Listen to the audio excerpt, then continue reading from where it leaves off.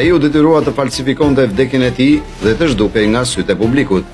Ky klip tregon I pse. remember sitting down, and at the time, my favorite video games, my favorite video Më game was kujtohet se Pole isha ulur Position. dhe koha, videolojrat e mia të preferuara, videoloja ime e preferuar ishte Pole Position, dhe unë isha duke luajtur Pole Position. And Dëgjoni dhe shikoni mënyrën se si flet dhe vepron Dave. A ju kujton dikë? Është zëri i tij, janë sytë e tij, janë lëvizjet e tij. Kështu që a mund të jetë Dave në të vërtet Michael Jackson që përpiqet të jetojë një jetë normale? Dhe a është e mundur që Michael Jackson të jetë ende gjallë? Shumë njerëz kanë pretenduar se e kanë parë atë.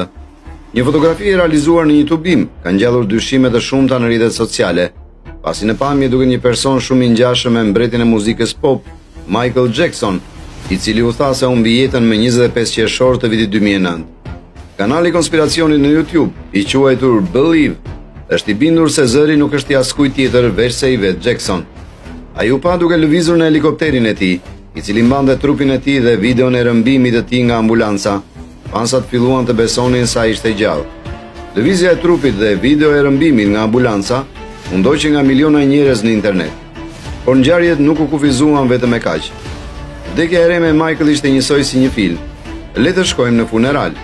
Ajo që ndodhi në funeralin e Michael ishte si një film komedi. Familja, miqt, fëmijët, pothuajse të gjithë po qeshnin.